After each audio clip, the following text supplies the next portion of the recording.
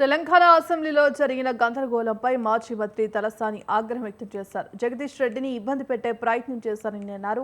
Speaker అంటే అందరికీ గౌరవం ఉందని తామెప్పుడూ కించపరచలేదని చెప్పారు.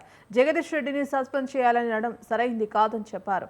తమ నాయకుడు కేసీఆర్ కు రూమ్ లేకుండా చేసినా సహించామని అన్నారు. కేసీఆర్ మార్చురికి వెళ్తారని కామెంట్ చేశారని, ఎదుటివారి చావును కోరుకునే నాయకుడిని ఎక్కడైనా చూశామా అంటూ తలసాని ప్రశ్నించారు.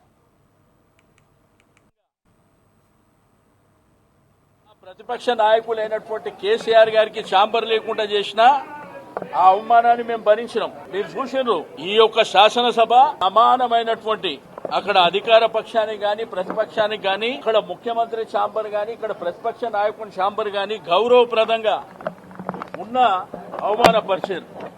బీఎస్సీ చైర్మన్ మాకు హక్కుగా వచ్చేది అక్కడ కూడా అవమానపరిచారు. నిన్న కూడా చూస్తే ముఖ్యమంత్రి గారు మాట్లాడారు, స్టేచర్ అని స్ట్రక్చర్ మీద వండుకుండని, తర్వాత మార్చూరి పోతాడని ఒక మహానాయకుడు 10 సంవత్సరాలు అద్భుతమైనటువంటి పరిపాలన అందించినటువంటి కేసీఆర్ గారు పట్టుకొని మార్చూరికి అంటే ఎవరైనా గాని, ఏ నాయకుడు ఎంతటి నాయకుడైనా గాని ఎదుటివారి చావును కోరుకునేటువంటి నాయకుడిని ఎక్కడన్నా చూస్తామా మనం?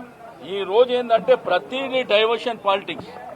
ఇప్పుడు మీడియా పాయింట్ దగ్గర కూడా మేము మాట్లాడనీకి వస్తే అక్కడ కూడా మాట్లాడేయకుండా వాళ్ళందరూ ఒకళ్ళకి ఒకళ్ళు వచ్చి మాట్లాడేటువంటి కార్యక్రమాలు చేయడం కూడా మీరు చూస్తూ, సభ అనేది సాంప్రదాయాల ప్రకారం నడవాలనేటువంటి ఉద్దేశం ఈ ప్రభుత్వానికి ఏ కోశాన కూడా లేదు. మేము బుల్డోజ్ చేస్తాం, మా ఇష్టం ఉన్నది మాట్లాడతాం, మీరు వింటే వినాలి లేకపోతే లేదు, మా ఇష్టానుసారం చేసుకొని పోతాం. ఇక్కడంట 15 నెలలల్లో వాళ్ళు బ్రహ్మాండమైనటువంటి పరిపాలన ఇచ్చింది, ప్రజలు చూసి డెఫినెట్ గా ప్రజల సమక్షంలో అవన్నీ ఉన్నాయి.